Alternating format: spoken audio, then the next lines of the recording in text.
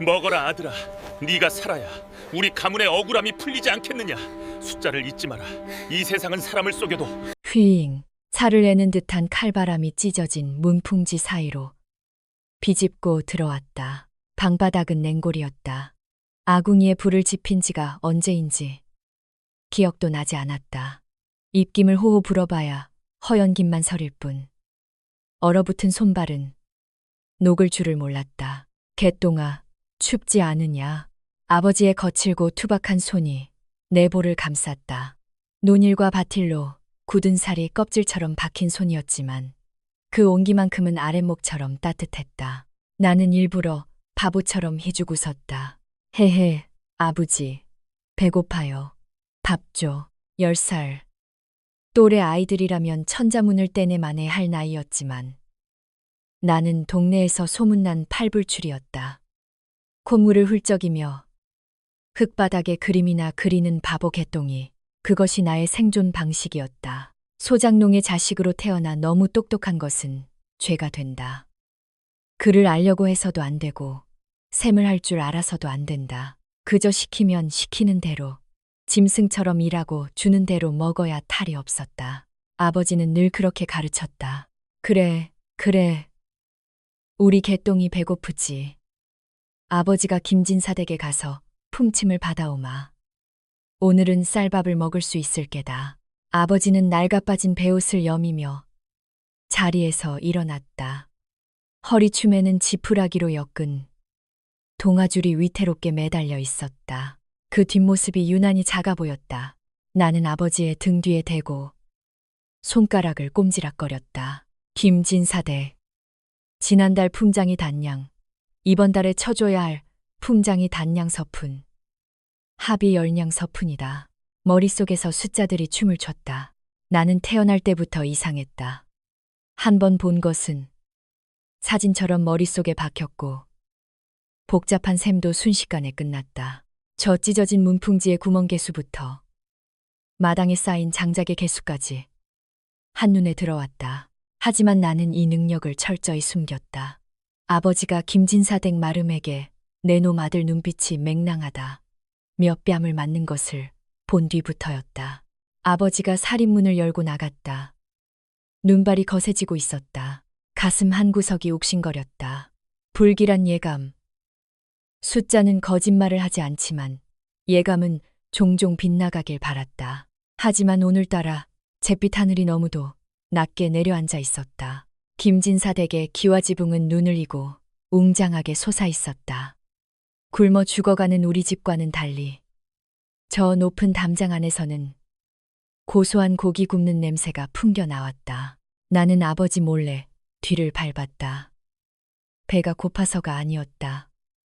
아버지가 굽실거리는 모습을 보기 싫어서도 아니었다. 그저 오늘따라 아버지의 발걸음이 너무 무거워 보였기 때문이다. 대문 앞은 이미 소장료를 내지 못한 농민들로 북적였다. 대감마님, 한 번만 봐주십시오. 이번 흉년에 다 굶어 죽게 생겼습니다요. 내년에는 기필코 갚겠습니다. 채찍 소리가 허공을 갈랐다. 시끄럽다. 감히 대감마님의 단잠을 방해해 썩 꺼지지 못할까. 김진사댁 행랑아범이 몽둥이를 휘둘러대고 있었다. 사람들은 비명을 지르며 흩어졌다. 개미떼 같았다. 밟히면 죽고 흩어지면 사는 하찮은 개미떼. 아버지는 그 구석에서 쭈뼛거리며 서 있었다. 저 행랑 어르신, 뭐야, 최씨 아니냐? 맨 냄새나게 왜 이리 가까이 와? 행랑아범이 코를 막으며 인상을 구겼다. 아버지는 연신 허리를 숙이며 비굴하게 웃었다. 해. 다름이 아니오라. 지난달과 이번 달 품짐을 좀 받을 수 있을까 해서요. 우리 개똥이가 며칠을 굶어서 품패. 야 이 화상아. 지금 대감마님께서 손님을 모시고 연회를 하고 계신데 그딴 푼돈 받자고 기어들어 가겠다는 거냐? 하오나. 쌀독이 바닥난 지 오랩니다. 제발 부탁드립니다요. 아버지가 무릎을 꿇고 손이 발이 되도록 빌었다. 그때였다. 사랑채의 방문이 열리며 비단 옷을 휘감은 사내 하나가 비틀거리며 걸어 나왔다. 김진사였다. 술에 거나하게 취한 얼굴은 붉게 달아올라 있었다. 그 옆에는 기생들이 깔깔거리며 부축을 하고 있었다. 어허, 밖이 왜 이리 소란스러우냐. 내 술맛 떨어지게. 아이고, 대감마님, 나오셨습니까요? 별거 아닙니다. 소장농놈 하나가 구걸을 하러 와서 행랑아범이 알랑방귀를 뀌며 달려갔다. 김진사의 개슴츠레한 눈이 아버지를 향했다. 최 씨? 아, 저 멍청한 놈 말이냐. 촨.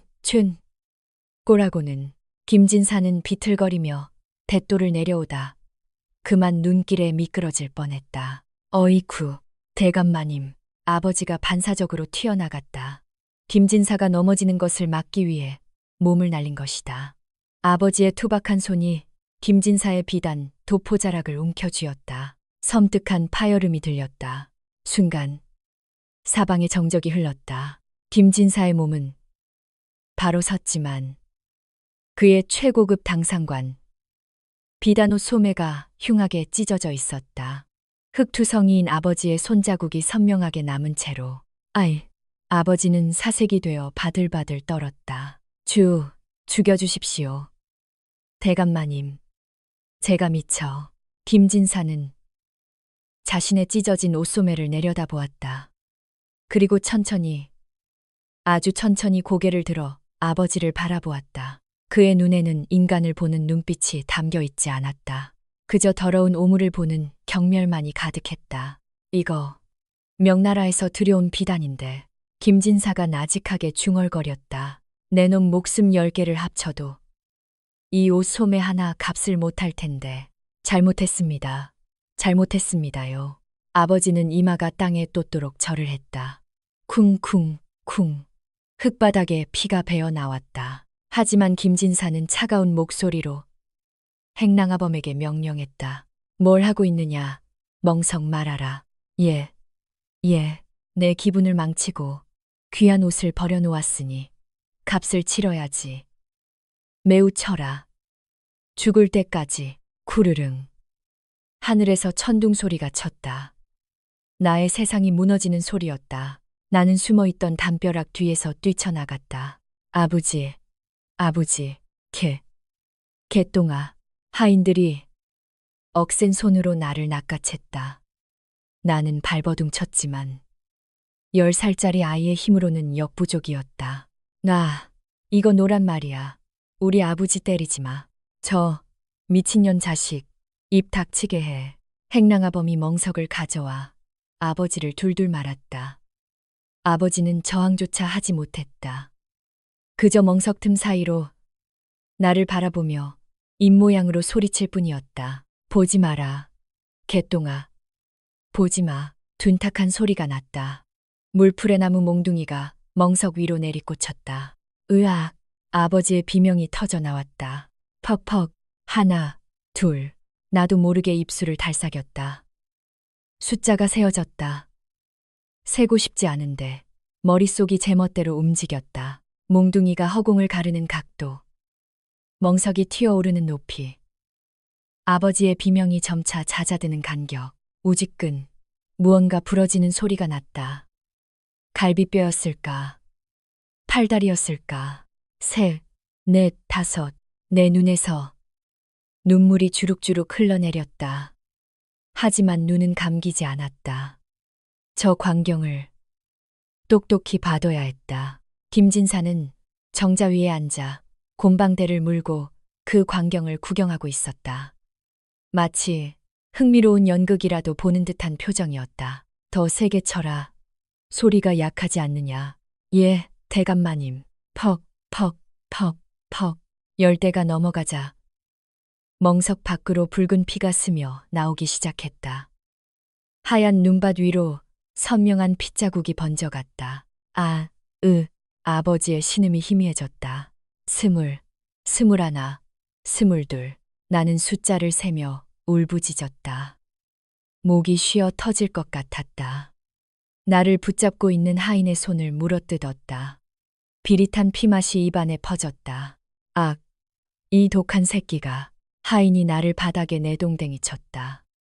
나는 기어서 멍석 쪽으로 다가갔다. 아버지, 아버지. 서른대 매질이 멈췄다. 행랑아범이 거친 숨을 몰아쉬며 멍석을 발로 툭툭 찼다. 이봐, 최씨. 엄살 부리지 말고 일어나. 반응이 없었다. 꿈틀거림조차 없었다. 행랑아범이 멍석을 풀어 헤쳤다. 그곳에는 피투성이가 된 고깃덩어리만이 놓여 있었다. 불과 한 식경 전까지만 해도 내 손을 잡아주던 따뜻한 아버지가 이제는 차가운 시체가 되어 눈밭에 널브러져 있었다. 초점 잃은 아버지의 눈이 허공을 응시하고 있었다. 어라. 숨을 안 쉬는데요. 행랑아범이 당황하며 김진사를 쳐다봤다. 김진사는 곰방대를 털며 혀를 찼다. 약해 빠진 놈 같으니라고. 그깟 매질 몇 번에 죽어버리다니. 그는 품에서 엽전 꾸러미를 꺼내 바닥에 던졌다. 동전들이 아버지의 피웅덩이 위로 흩어졌다. 재수없게 시리. 장사나 치러줘라. 옷값은 이걸로 퉁칠 테니. 김진사는 뒤도 돌아보지 않고 사랑채로 들어가 버렸다. 대문이 닫히는 소리가 쾅 하고 울렸다. 남겨진 것은 나와 아버지의 시신, 그리고 흩어진 엽전들 뿐이었다. 나는 덜덜 떨리는 손으로 아버지의 뺨을 만졌다. 차가웠다. 아버지, 일어나. 밥 먹으러 가야지. 쌀밥 준다며. 대답은 없었다. 눈물이 말라붙은 뺨 위로 칼바람이 스쳤다. 나는 바닥에 흩어진 엽전들을 하나씩 줍기 시작했다. 아버지의 피가 묻어 미끈거리는 동전들. 하나, 둘, 셋, 단양. 정확히 아버지의 한 달치 품정이었다. 사람 목숨값이 고작 단양이었다. 나는 피 묻은 엽전을 주먹에 꽉 쥐었다. 손톱이 살을 파고들어 피가 났다. 그 순간 내 안에 무언가가 끊어졌다. 바보 개똥이는 이제 없다. 나는 김진사 댁에 굳게 닫힌 대문을 노려보았다. 저 높은 담장, 화려한 기와, 그리고 그 안에 살고 있는 짐승만도 못한 인간들. 내 머릿속에는 방금 본 모든 것이 각인되어 있었다. 행랑아범이 휘두른 몽둥이 횟수 30, 김진사가 내던진 엽전 단양, 그리고 찢어진 비단옷의 가격 100냥. 나는 잊지 않을 것이다. 이 추위, 이 배고픔, 그리고 아버지의 식어가는 체온을, 내 손에 쥐어진 이 더러운 돈 단양이 언젠가 저 거대한 기와집을 집어삼킬 불씨가 될 것임을 저들은 꿈에도 모를 것이다. 나는 아버지의 시신을 업었다. 작고 가벼웠다. 눈보라 속으로 걸음을 옮기며 나는 처음으로 웃지 않았다. 내 가슴 속에는 이제 보이지 않는 장부절부, 가라가 한 권 펼쳐져 있었다. 그리고 그 첫 페이지에는 붉은 피로 김진사의 이름이 적혔다. 철석, 찰팍, 인천항의 아침은 비린내와 함께 시작된다. 파도가 갯벌을 때리는 소리보다 더 시끄러운 것은 사람들의 고함이었다. 죽은 아버지를 산비탈 그늘진 곳에 묻고 내려온 지 사흘. 내 손에는 아버지를 죽인 대가로 받은 피 묻은 단양이 든 주머니가 쥐어져 있었다. 주머니를 꽉 쥘 때마다 손바닥에 굳은 피 냄새가 배어 나오는 것 같았다. 야, 이 멍청한 놈아. 거기 멍하니 서서 뭐해. 두꺼운 가죽 장화가 내 엉덩이를 사정없이 걷어찼다. 나는 진흙 바닥 위로 보기 좋게 나뒹굴었다. 아이고, 주인장 어르신. 바다 구경 좀 하느라 그랬구먼요. 나는 일부러 콧물을 훌쩍이며 바보 같은 웃음을 지어 보였다. 얼굴에는 갯벌 흙이 묻어 엉망이었지만 상관없었다. 나를 걷어찬 사내는 이 일대 어물전을 꽉 잡고 있는 강씨였다. 목등에 두꺼운 비계가 낀 탐욕스러운 인간이다. 바다 구경. 이 등신 같은 놈이 장사꾼 집에 들어왔으면 생선 대가리라도 하나 더 날라야 할 거 아냐. 밥 처먹는 건 1등이면서 일하는 건 쥐꼬리만도 못해. 강씨는 침을 뱉으며 혀를 찼다. 주변의 짐꾼들이 낄낄거리며 비웃었다. 최신의 바보 아들 놈이라더니 정말 머리에 꽃만 안 달았지. 제정신이 아니구먼. 저런 놈을 왜 걷어주나 몰라. 밥값이 아깝게 시리. 비아냥거리는 소리가 사방에서 들려왔다. 하지만 나는 다시 희죽거리며 일어나 무거운 생선 괴짝을 등에 졌다. 어깨를 파고드는 가시돋친 괴짝의 무게. 하지만 내 머릿속은 그 어느 때보다 맑았다. 조기 한 두름에 3푼, 갈치는 5냥. 오늘 들어온 어선은 총 7척. 그중 3척은 강 씨의 비밀 장부에 기록되지 않았다. 나는 바보처럼 괴짝을 옮기면서도 눈을 부릅뜨고 시장의 모든 숫자를 기록하고 있었다. 강 씨는 관아에 바치는 곡물의 양을 속이고 있었다. 장부에는 100마리라 적고 실제로는 150마리를 들여와 남은 50마리를 뒷시장에 팔아치운다. 그 숫자의 오차. 그것이 내가 잡아야 할 목줄이었다. 밤이 깊었다. 어물전 창고 안은 생선 썩은 내와 소금기로 가득했다. 모두가 술에 취해 와차 떨어진 시간. 나는 창고 구석에서 몸을 일으켰다. 낮에 바보 같은 웃음기는 온데간데 없었다. 나는 품 안에서 아버지가 쓰던 낡은 나뭇가지를 꺼냈다. 그리고 창고 바닥의 고운 모래 위에 숫자를 써내려갔다. 사각, 사각, 강씨가 지난 사흘간 빼돌린 물량. 조기 300마리, 고등어 500묶음, 거래처, 동문 앞박, 서방내, 중간에서 가로챈 차익, 총 48냥 서푼, 48냥 서푼. 내 입술이 떨렸다. 우리 아버지는 단단량의 목숨을 잃었다. 그런데 이 돼지 같은 사내는 앉은 자리에서 사흘 만에 아버지 10명의 목숨값을 벌어들이고 있었다. 숫자는 거짓말을 하지 않는다. 숫자는 세상을 지배하는 가장 공평하고도 잔인한 언어다. 그때였다. 창고 밖에서 낮은 발소리가 들렸다. 나는 재빨리 발로 모래를 비벼 숫자를 지우고 다시 가만히 위로 쓰러졌다. 창고 문이 열리고 강씨가 들어왔다. 그의 손에는 작은 장부 하나가 들려 있었다. 그는 주변을 힐끗 살피더니 촛불 아래서 장부를 정리하기 시작했다. 흐흐흐, 이번 달만 잘 넘기면 이 어물전도 내 세상이지. 김진사 댁에 바칠 뒷돈도 충분해. 김진사, 그 이름을 듣는 순간 심장이 가는 것 같았다. 강씨 뒤에 있는 거대한 뒷배가 바로 아버지를 죽인 그놈이었던가. 강씨는 기분 좋게 콧노래를 부르며 장부를 품에 넣고 나갔다. 나는 어둠 속에서 눈을 떴다. 분노로 손이 부르르 떨렸다. 단순히 굶주림을 면하기 위해 이곳에 들어온 것이 아니었다. 복수의 시작점이 이곳이 될 줄이야. 강씨, 당신의 그 장부는 이제 내 머릿속에 다 들어왔어. 내일이면 관아에서 검수관이 나올 것이다. 강씨는 평소처럼 뇌물로 입을 막으려 하겠지. 하지만 그가 계산하지 못한 변수가 하나 있었다. 바로 그가 바보라고 부르며 발길질했던 10살짜리 꼬마. 나는 다시 모래 위에 숫자를 적었다. 이번에는 강씨의 장부가 아닌 그를 파멸시킬 함정의 숫자였다. 아버지, 조금만 기다리세요. 첫 번째 이자를 받아낼 테니까. 창고 밖으로 차가운 바닷바람이 불어왔다. 나는 비릿한 공기를 깊게 들이마셨다. 내일은 단순히 생선을 파는 날이 아닐 것이다. 누군가의 목숨줄을 쥐고 흔들 개똥이의 진짜 장부가 펼쳐지는 날이다. 인천항의 아침이 밝았다. 하지만 평소와는 공기가 달랐다. 관아에서 나온 검수관들이 어물전에 들이닥쳤기 때문이다.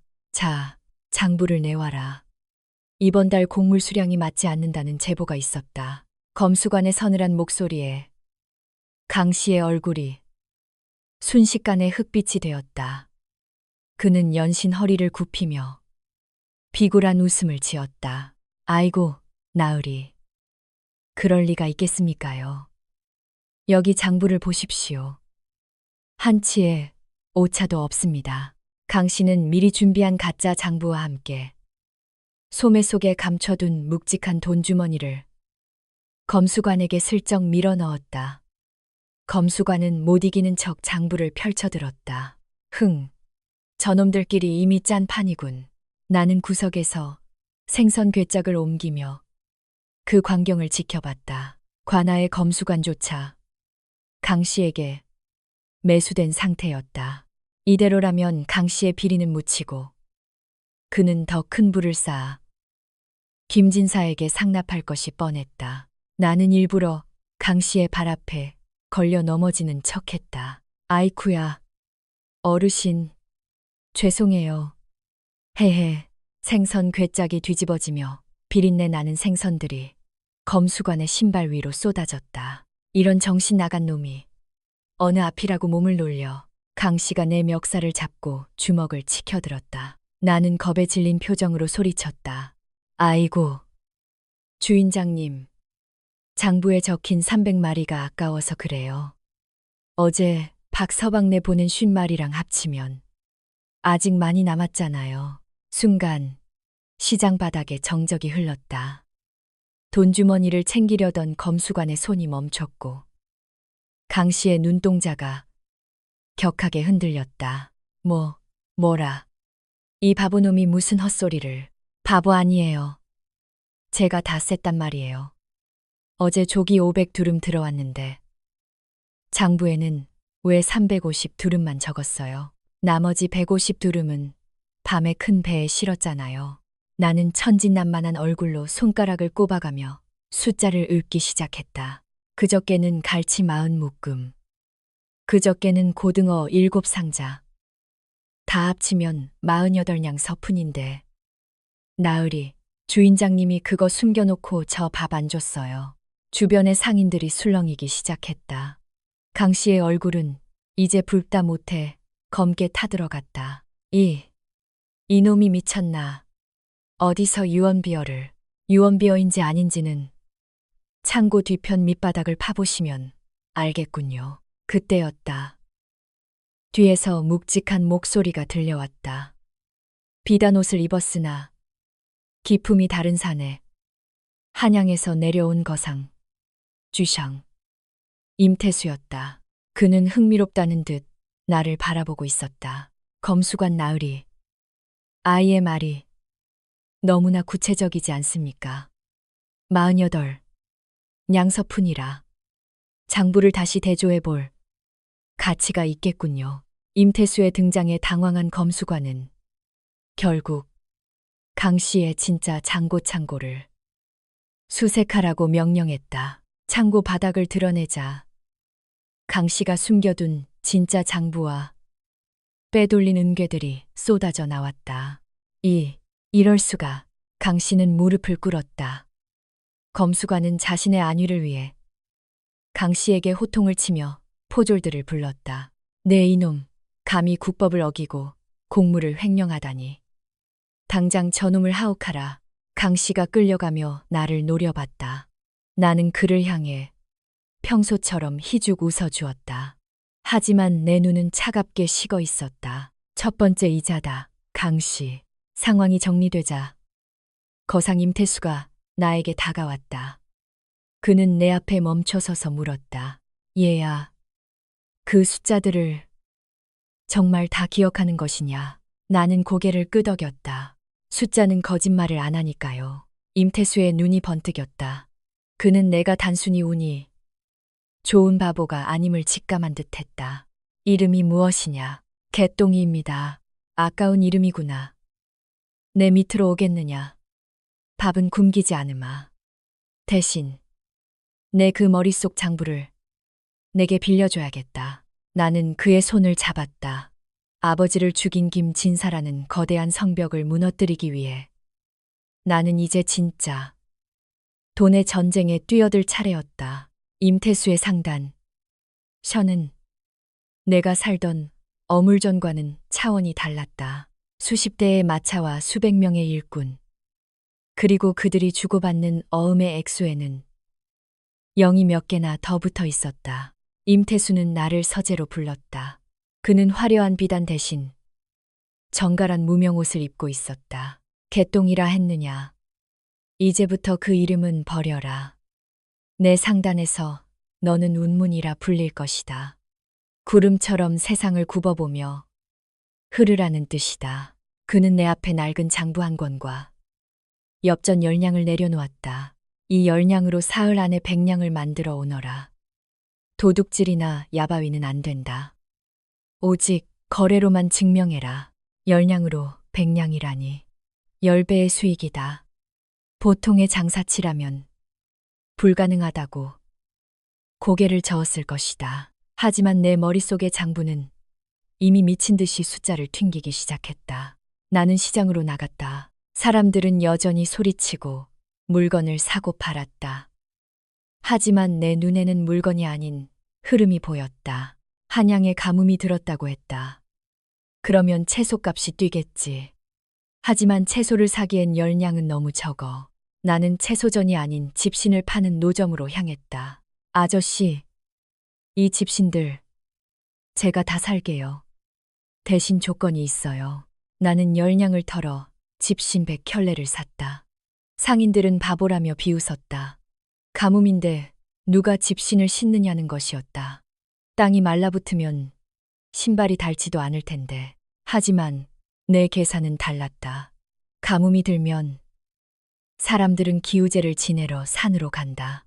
험한 산길을 수천 명이 오가면 평소보다 집신은 3배 더 빨리 닳는다. 나는 집신을 들고 산기제 기우제터로 향했다. 기우제를 지내기 위해 모여든 수백 명의 사람들은 땀을 뻘뻘 흘리며 산을 오르고 있었다. 과연 내 예상대로 가파른 돌길에 사람들의 집신은 너덜너덜해져 있었다. 집신 사세요. 튼튼한 삼삼이 집신입니다. 평소 한 푼 하던 집신을 3푼에 팔았다. 사람들은 투덜대면서도 당장 발이 아파 집신을 샀다. 순식간에 30냥이 모였다. 나는 거기서 멈추지 않았다. 30냥을 들고 이번에는 하항샤 강으로 내려갔다. 가뭄이 들면 민물고기는 귀해지지만 바닷고기는 평소보다 많이 잡힌다.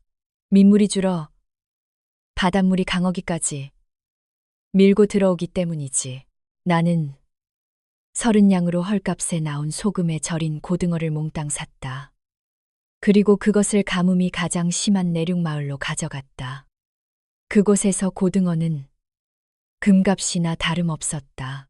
사흘째 되는 날 저녁, 나는 임태수의 앞에 정확히 105냥을 내려놓았다. 임태수는 돈을 보지 않았다. 대신 내 눈을 빤히 들여다보았다. 어떻게 했느냐? 사람들의 발을 보았고 하늘의 마른 입술을 보았습니다. 갈증이 돈이 된다는 것을 배웠습니다. 내 대답에 임태수가 처음으로 호탕하게 웃음을 터뜨렸다. 좋구나. 아주 좋다. 돈이란 것은 단순히 물건의 값이 아니다. 사람의 절박함, 그 결핍의 크기가 바로 돈의 액수다. 그는 100냥을 다시 내게 밀어주었다. 이것은 내 몫이다. 하지만 기억해라. 절박함을 이용하는 자는 큰 돈을 벌지만 그 절박함에 잡아먹히는 자는 목숨을 잃는다. 나는 돈주머니를 꽉 쥐었다. 묵직한 무게감이 손목을 타고 전해졌다. 김진사, 당신은 지금 얼마나 절박합니까? 아직입니까? 나는 창밖의 어두운 밤하늘을 보며 다짐했다. 200냥은 단순히 시작일 뿐이다. 내 아버지를 짓밟은 그 오만함을 무너뜨릴 거대한 파도가 되기 위한 첫 번째 물방울이었다. 10년 후 강산이 한번 변한다는 세월이 흘렀다. 인천항에 비린내 나던 소녀는 이제 서늘한 눈매를 가진 청년 최운최이 되어 있었다. 화려한 비단옷을 입지는 않았지만 그가 걸친 무명 도포는 결이 고왔고 허리춤에 매달린 먹통과 장부는 그의 신분을 증명했다. 나는 임태수 상단의 행수, 한국가 되어 다시 그 땅을 밟았다. 나를 버렸고 아버지를 죽였으며 눈물조차 메마르게 했던 나의 고향. 행수님, 저기 보입니다. 김진사 대기와 지붕 말입니다. 수아의 말에 나는 고개를 들었다. 10년 전 세상을 다 가질 듯 웅장해 보이던 김진사 댁에 담장은 낡고 이끼가 끼어 있었다. 권력은 영원할 것 같아도 돈의 흐름을 타지 못한 가문은 서서히 무너지기 마련이다. 나는 마을 어귀의 주막에 자리를 잡았다. 주모, 여기 국밥 한 그릇하고 막걸리 한 사발 내오시오. 일부러 목소리를 낮췄다. 주모는 나를 알아보지 못했다. 그저 한양에서 온 귀한 상단 손님인 줄 알고 연신 허리를 굽실거렸다. 아이고, 나으리, 먼 길 오시느라 고생하셨습니다요. 주모, 저기 저 김진사 댁 말인데 요새 형편이 어떠한가? 내 물음에 주모가 사방을 살피더니 목소리를 죽였다. 쉿, 말도 마십시오. 예전에 그 김진사 댁이 아닙니다요. 아드님이 한양에서 노름에 빠져 가산을 탕진했다지 뭡니까? 거기다 작년 흉년에 소장료도 제대로 못 거둬서 지금 빚더미에 올라앉았답니다. 내 입가에 서늘한 미소가 번졌다. 역시 숫자는 틀리지 않아. 김진사 가문이 매달 관아에 내야 하는 상납금과 그들의 사치스러운 생활비, 그리고 이번 흉년의 피해 규모를 계산해 보았을 때 그들은 이미 파산 직전이어야 했다. 나는 주막을 나와 옛 우리 집터로 향했다. 이제는 흔적조차 없이 잡초만 무성한 그곳. 나는 그 자리에 서서 10년 전 아버지가 흘렸던 피를 떠올렸다. 나는 품 안에서 엽전 단량을 꺼내 흙바닥에 던졌다. 아버지, 단량을 돌려주러 왔습니다. 하지만 그냥 돌려주지는 않을 겁니다. 나는 김진사 댁 대문을 바라보았다. 마침 대문이 열리며 초라해진 행색의 행랑아범이 나왔다. 10년 전 아버지를 멍석말이하며 몽둥이를 휘두르던 그 손은 이제 노망이라도 든 듯 덜덜 떨리고 있었다. 누구시오? 우리 대감마님을 뵈러 온 거요? 나는 그를 보며 희죽, 예전의 바보 같은 웃음을 지어 보였다. 하지만 목소리만큼은 칼날처럼 날카로웠다. 한양에서 온 최행수라고 하네. 김진사 어른께 전하게 이 집의 모든 빚을 대신 갚아줄 구원자가 왔다고. 행랑아범의 눈에 희망의 빛이 서렸다. 그 빛이 장차 자신들을 태워 죽일 불꽃인 줄도 모르고 사냥은 이제 시작이다. 나는 칼 대신 장부를 쥐고 김진사의 목을 향해 천천히 걸음을 옮겼다. 김진사의 사랑채는 예전의 위용을 잃고 퀴퀴한 곰팡이 냄새가 났다. 10년 전 서슬퍼런 기세로 사람의 목숨을 앗아갔던 김진사는 이제 눈가에 검버섯이 핀 채 초조하게 손가락을 만지작거리는 노인에 불과했다. 자네가 한양에서 온 최행수인가? 김진사의 목소리는 떨리고 있었다. 그 옆에는 그의 아들이자 가산을 탕진한 주범인 김판수가 잔뜩 기대에 찬 눈으로 나를 살피고 있었다. 나는 정중하게 고개를 숙였다. 그렇습니다. 임태수 대행수님의 명을 받들어 이 고을의 토지를 매입하러 왔습니다. 그러던 중 진사 어른의 명망을 듣고 찾아뵙게 되었지요. 명망이라니, 허허. 부끄럽구먼. 김진사는 헛기침을 했지만 입가에 걸린 탐욕스러운 미소는 감추지 못했다. 나는 품 안에서 비단으로 감싼 장부를 꺼내놓았다. 진사 어른께서 최근 가문의 자금 흐름에 작은 체증이 있으시다고 들었습니다. 저희 상단은 유능한 가문을 돕는 것을 철칙으로 삼고 있습니다. 도와준다고 구체적으로 어떻게 말인가? 김판수가 참지 못하고 끼어들었다. 나는 그를 보며 아주 완만하고 부드러운 목소리로 답했다. 현재 지고 계신 빚 2,000냥을 저희 상단에서 저리로 대환해드리고 다가올 손주분의 돌잔치와 문중연회를 위해 추가로 1,000냥을 더 빌려드리고자 합니다. 2,000, 아니 3,000냥을. 김진사의 눈이 번쩍 뜨였다. 3,000냥이면 현재 그들이 가진 모든 근심을 털어내고도 남을 거액이었다. 하지만 담보가 필요하지 않겠나. 우리 집안의 땅은 필요 없습니다. 나는 단호하게 말을 잘랐다. 김진사 부부의 눈에 의구심이 스쳤다. 땅 없이 무엇을 담보로 삼겠냐는 표정이었다. 나는 미소를 지으며 계약서를 내밀었다. 진사 어른의 신용과 이 저택의 우선 매수권이면 충분합니다. 만약 기한 내에 갚지 못하시면 저희 상단에 이 집을 넘기신다는 약조만 해주십시오. 물론 진사 어른 같은 분이 그럴 리는 없으시겠지만요. 우선 매수권. 법을 모르는 그들에게는 그저 형식적인 문구처럼 들렸을 것이다. 하지만 그것은 이 집의 기둥 하나, 기와 한 장까지 내 허락 없이는 팔 수 없다는 족쇄였다.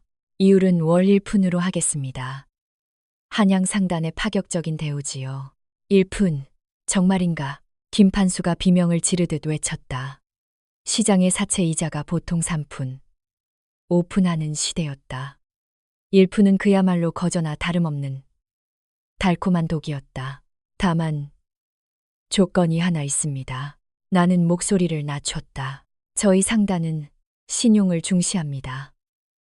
이번 거래는 비밀로 해주십시오.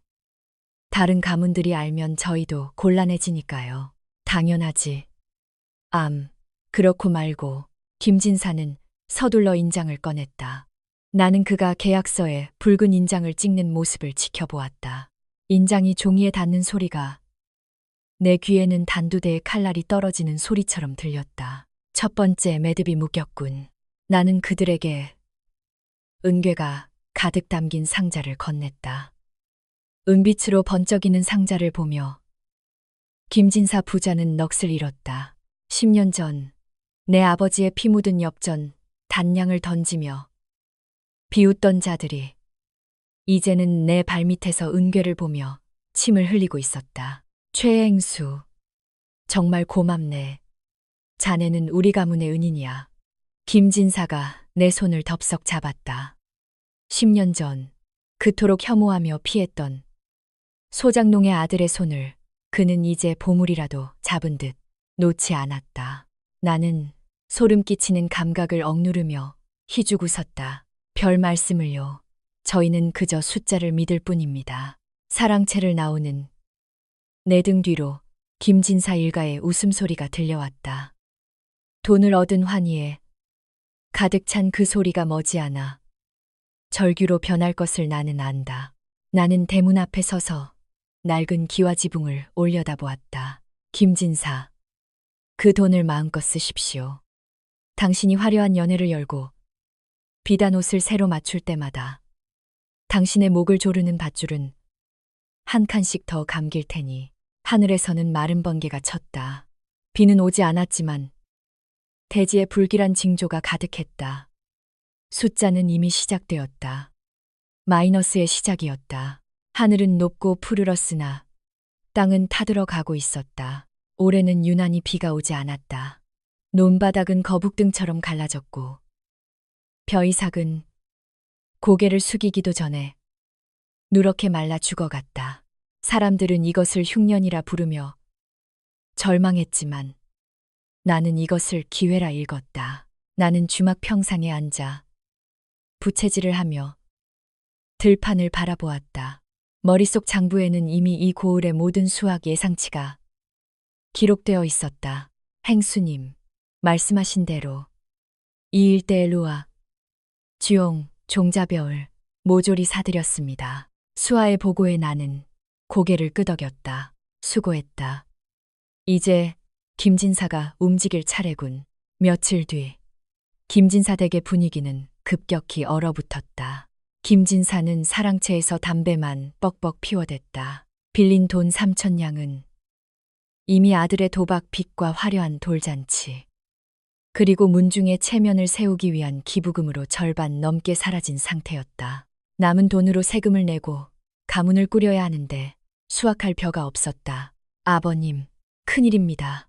소작인 놈들이 흉년이라며 소작료를 못 내겠다고 사대문 앞에서 드러누웠습니다요. 김판수가 헐떡거리며 달려왔다. 이놈들이 감히 누구한테 당장 관아의 포졸들을 불러다가 곤장을 쳐서라도 받아내라.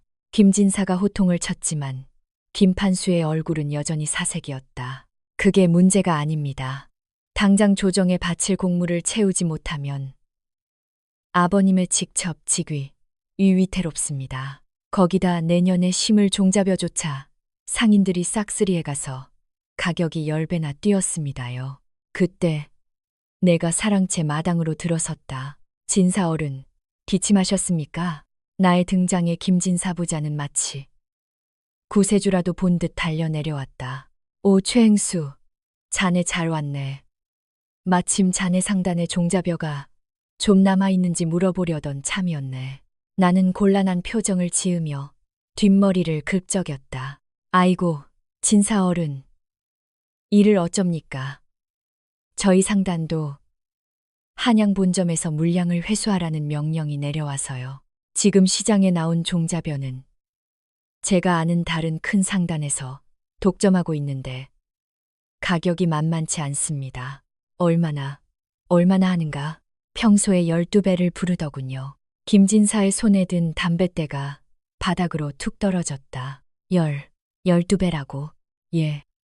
게다가 지금 진사 어른께서 저희 상단에 갚으셔야 할 이자, 기일도 다가오고 있지 않습니까?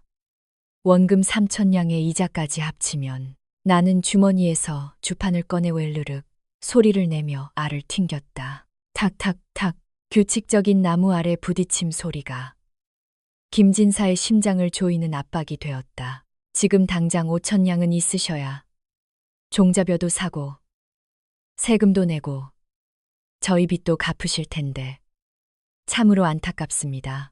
최행수, 한 번만 더 융통해 줄 수 없겠나? 자네라면 힘을 써줄 수 있잖나. 김판수가 내 도포자락을 붙잡았다. 10년 전 내 아버지가 그들의 도포자락을 잡았을 때와 똑같은 자세였다. 나는 속으로 비웃음을 흘리며 짐짓진지한 목소리로 말했다. 방법이 딱 하나 있긴 합니다만 이건 진사 어른의 자존심이 허락지 않으실 것 같아 말씀을 못 드리겠습니다. 그게 뭔가 지금 자존심이 문제인가? 가문이 멸문하게 생겼는데 나는 천천히 품 안에서 새로운 문서를 꺼냈다. 진사 어른께서 소유하신 모든 논과 밭을 저희 상단에 저당 잡히시는 겁니다. 대신 제가 만냥을 즉시 내어드리고 이번 흉년을 넘길 수 있게 도와드리겠습니다. 김진사의 눈에 탐욕과 공포가 동시에 서렸다. 땅은 가문의 근간이다. 그것을 저당 잡힌다는 것은 목줄을 내주는 것과 같았다.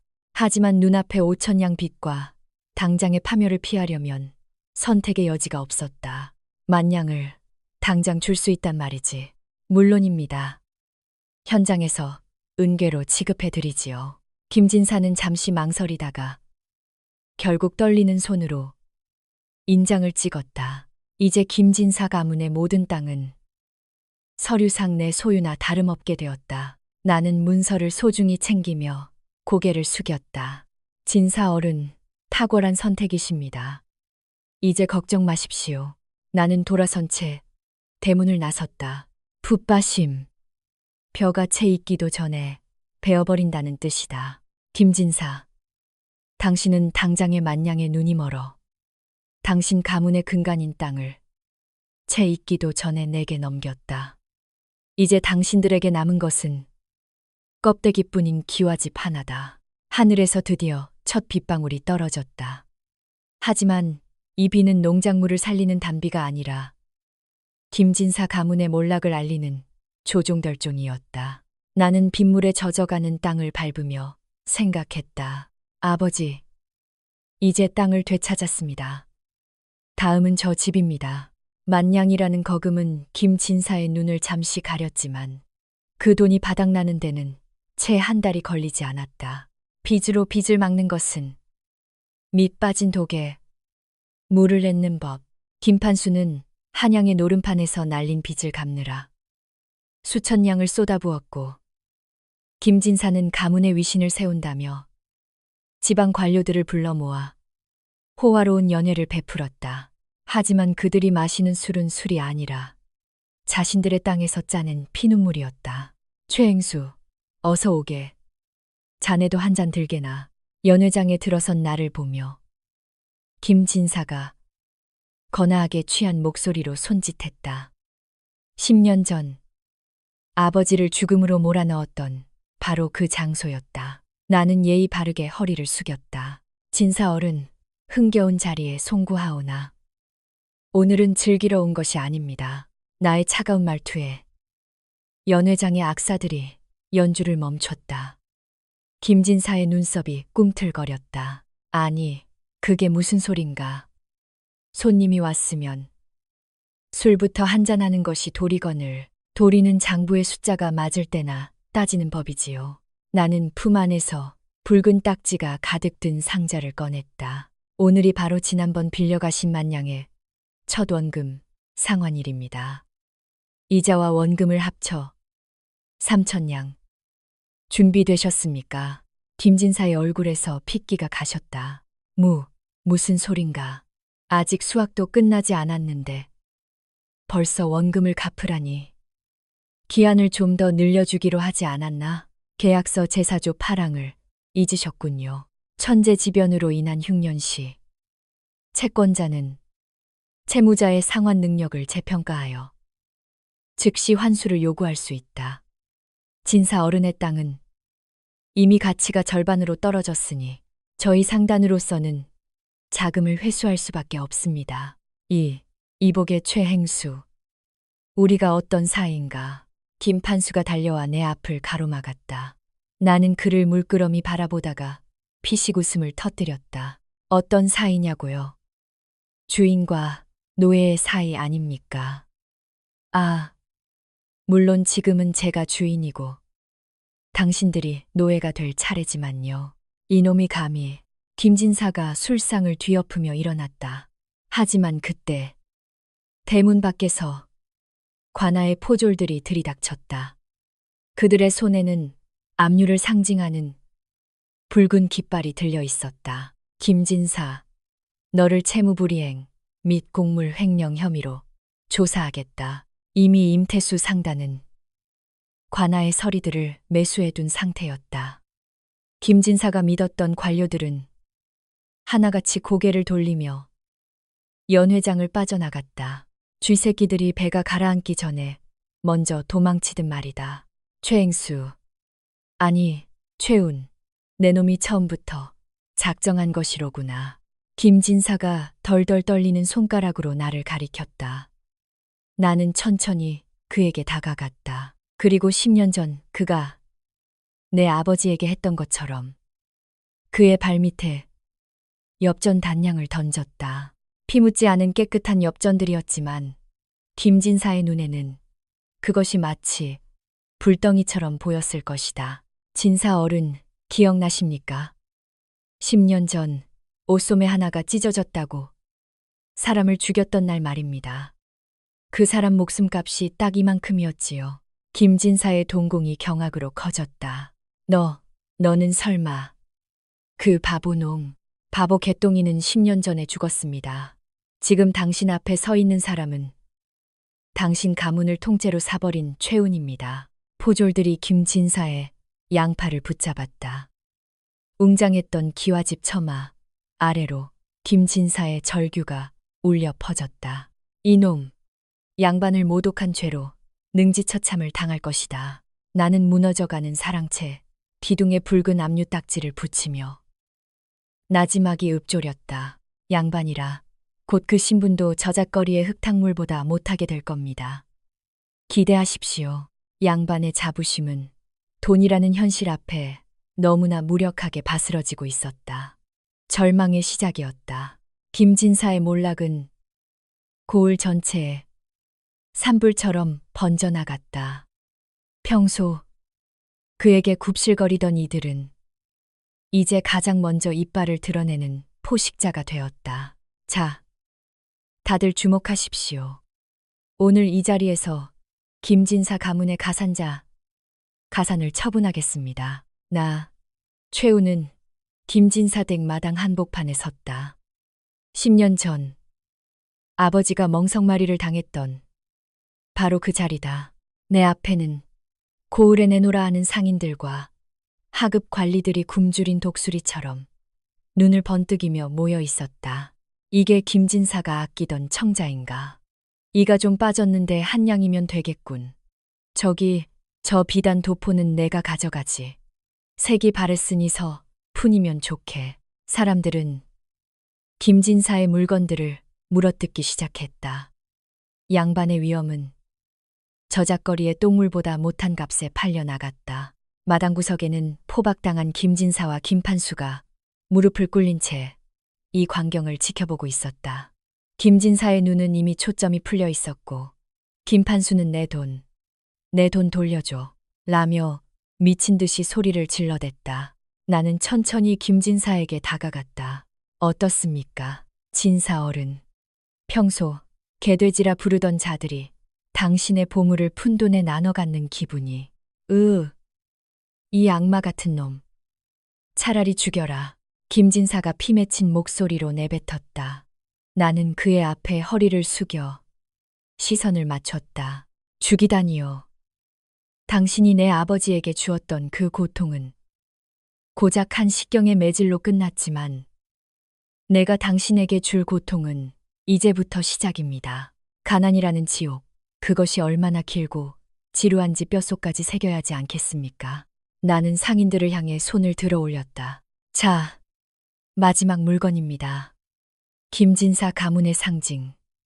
이 기와집의 대들보와 기와장까지 모두 헐어 팔겠습니다. 가장 높은 값을 부르는 이에게 넘기겠소. 10냥, 20냥, 경매 소리가 마당을 가득 채웠다. 그때 행랑아범이 기어나와 내 바짓가랑이를 붙잡았다. 10년 전 아버지를 죽였던 그 손이었다. 나으리. 제발 저만은 살려주십시오. 저는 시키는 대로 했을 뿐입니다. 나는 차가운 눈으로 그를 내려다보았다. 그리고 내 주머니에서 엽전 한 푼을 꺼내 그의 머리 위에 떨어뜨렸다. 이것으로 내 놈의 장례비나 마련해라. 아, 참. 내 놈이 휘두른 몽둥이가 30대였지. 조만간 그 빚도 숫자로 돌려받게 될 거다. 행랑아범은 사색이 되어 뒤로 나자빠졌다. 경매가 끝나갈 무렵 나는 임태수 상단의 이름으로 이 집의 터를 단돈 100냥에 사들였다. 사람들은 의아해했다. 집을 다 헐어버리면 남는 게 없는데 왜 사냐는 것이었다. 이곳에 주막을 세울 겁니다. 이름은 개똥이네라고 지을 생각이지요. 내 말에 김진사는 끝내 거품을 물고 쓰러졌다. 해질녘 웅장했던 기와집은 뼈대만 남은 채 흉물스럽게 변해 있었다. 독수리 같은 상인들이 떠난 자리에는 정적만이 감돌았다. 나는 빈마당에 홀로 서서 밤하늘을 보았다. 아버지가 돌아가시던 날처럼 눈은 오지 않았지만 내 마음속 장부의 한 페이지가 비로소 시커멓게 지워지는 기분이 들었다. 아버지, 이제 한 페이지 넘겼습니다. 하지만 이것은 복수의 끝이 아니었다. 김진사 뒤에서 그를 조종하고 이 나라의 고열을 빨아먹는 더 큰 독수리들이 한양에 도사리고 있었다. 진짜 전쟁은 이제부터였다. 기와가 뜯겨나간 지붕 사이로 차가운 달빛이 쏟아졌다. 한때 이고을의 법이었던 김진사의 저택은 이제 흉물스러운 뼈대만 남긴 채 신음하고 있었다. 나는 마당 한가운데에 의자를 놓고 앉아 포박된 김진사와 김판수를 내려다보았다. 그들의 화려했던 비단옷은 흙먼지와 오물로 뒤덮여 이미 걸레나 다름없었다. 최행수, 아니 우나, 제발 목숨만은 살려다오. 내 전 재산을 주지 않았느냐. 김진사가 갈라진 목소리로 애원했다. 나는 무심하게 장부를 넘기며 대답했다. 전 재산이라니요. 그건 이미 제 돈으로 당신들의 빚을 갚는 데 쓰였습니다. 지금 당신들이 걸치고 있는 그 낡은 속꽃조차 사실은 제 소유지요. 나는 곁에 서 있던 관아의 서리에게 신호를 보냈다. 서리는 품에서 두꺼운 종이 한 장을 꺼내 낭독했다. 죄인 김진사와 그의 아들 김판수는 상습적인 도박과 곡물 횡령, 그리고 가짜 어음 발행으로 인해 모든 신분을 박탈하고 노비로 강등한다. 노비라니 내가 양반인데. 이럴 순 없다. 김판수가 비명을 질렀으나 포졸들의 몽둥이가 그의 등을 사정없이 내리쳤다. 10년 전 내 아버지가 맞았던 그 둔탁한 소리가 고요한 밤의 공기를 갈았다. 나는 눈 하나 깜짝하지 않고 그 광경을 지켜보았다. 김진사, 당신은 늘 사람을 숫자로 보았지. 소장농은 쌀 몇 가마, 노비는 엽전 몇 냥. 이제 당신의 가치는 얼마일 것 같나? 나는 품에서 엽전 단량을 다시 꺼내 그의 발치에 떨어뜨렸다. 오늘부로 당신 부자는 한양의 광산 노역장으로 팔려간다. 이 단량은 당신들의 몸값이다. 내 아버지를 죽이고 던져주었던 그 금액 그대로지. 김진사의 눈에서 뒤늦은 후회의 눈물이 흘러내렸다. 하지만 그것은 반성이 아닌 자신이 처한 비참한 현실에 대한 공포일 뿐이었다. 자, 끌고 가라. 포졸들이 그들의 목에 칼모칼을 씌워 끌고 나갔다. 웅장했던 대문을 나서는 그들의 뒷모습은 10년 전 우리 가족이 쫓겨나던 때보다 훨씬 초라했다. 마당에 홀로 남은 나는 타오르는 횃불 속에 김진사의 가계도와 계약서들을 던져 넣었다. 불꽃이 서류를 집어삼키며 붉게 타올랐다. 그때 임태수 상단의 전령이 다급히 말을 타고 달려왔다. 행수님, 한양에서 전갈입니다. 김진사의 배우였던 호조 참판이 움직이기 시작했습니다. 우리의 자금줄을 차단하려 합니다. 나는 타오르는 불꽃을 응시하며 차갑게 미소 지었다. 호조 참판이라 드디어 몸통이 드러나는군. 지방의 작은 지주 하나를 무너뜨리는 것은 서막에 불과했다. 이 나라의 거대한 장부를 조작하고 백성들의 고혈을 짜내는 진짜 괴물들은 한양에 있었다. 나는 자리에서 일어나 먼지가 가득한 도포를 털었다. 가자, 한양으로. 그들의 장부에는 기록되지 않은 죽음의 이자를 받으러 가야겠다. 한양으로 향하는 길목. 찬바람이 불어오는 고개 너머에서 나는 예상치 못한 무리를 마주했다. 남루한 옷가지의 얼굴은 때가 꼬죄죄한 피난민들. 그들 사이에서 익숙한 목소리가 들려왔다. 나으리, 제발 한 푼만 주십시오. 우리 아이가 사흘째 굶었습니다. 목소리의 주인은 다름 아닌 김진사 댁의 곳간을 관리하며 기세등등하게 굴었던 마름 박씨였다. 10년 전 그는 내 아버지가 품참을 구걸할 때 가장 앞장서서 침을 뱉던 자였다. 나는 말에서 내리지 않은 채 그를 내려다보았다. 박씨는 내가 누구인지도 알아보지 못하고 흙바닥에 머리를 조아렸다. 박씨. 그 잘나던 장부는 어디 가고 빈손으로 구걸을 하고 있나. 나의 부드러운 물음에 박씨가 흠칫하며 고개를 들었다. 그는 내 얼굴을 뚫어지게 쳐다보더니 이내 사색이 되어 뒷걸음질 쳤다. 너는 개똥이. 이름이 틀렸군. 최운이다. 주변에 있던 옛 소장농들도 하나둘 모여들었다. 그들은 김진사가 몰락한 뒤 연좌제와 빚잔치에 휘말려 갈 곳을 잃은 자들이었다. 그들은 내 발치에 매달려 울음을 터뜨렸다. 운아. 아니 행수님. 우리가 잘못했네. 그때 자네 아버지를 도와주지 못한 건 다 김진사의 서슬이 무서워서였어. 제발 우리를 좀 걷어주게. 한양 상단에서 일꾼이 필요하다면서. 뒤늦은 후회와 구차한 변명들. 내 머릿속 장부에는 그들이 아버지를 비웃던 날의 날씨, 그들이 내뱉은 욕설의 횟수까지 정확히 기록되어 있었다. 나는 차갑게 가라앉은 눈으로 그들을 훑었다. 숫자는 감정이 없다. 하지만 인간은 숫자로 증명되지 않는 죄를 짓곤 하지. 나는 품에서 엽전 몇 꾸러미를 꺼내 바닥에 던졌다. 사람들은 짐승처럼 달려들어 돈을 주었다. 그 광경을 보며 나는 씁쓸한 미소를 지었다. 이 돈으로 목숨이나 부지해라. 하지만 내 상단에 너희를 위한 자리는 없다. 배신을 한 번 한 숫자는 결코 신용의 장부에 다시 적힐 수 없는 법이니까. 나는 말머리를 돌렸다. 등 뒤에서 냉혈한 놈. 천한 놈이 출세하더니 눈에 뵈는 게 없구나 하는 욕설이 들려왔다. 하지만 상관없었다. 그들의 증오는 나를 상처 입힐 수 없다. 말을 몰아 고개를 넘어서자 멀리 한양의 성곽이 보이기 시작했다. 저 거대한 성 안에는 김진사 따위와는 비교도 안 될 거물들이 도사리고 있다. 행수님, 한양 지부에서 보고가 왔습니다. 호조 참판이 우리의 비단, 거래선을 막았다고 합니다. 수하의 말에 나는 고삐를 꽉 쥐었다. 거래선이 막혔다면 우리가 직접 길을 만들면 된다. 한양의 모든 돈이 흐르는 길목을 내가 틀어낼 것이다. 동정심은 길가에 버렸다.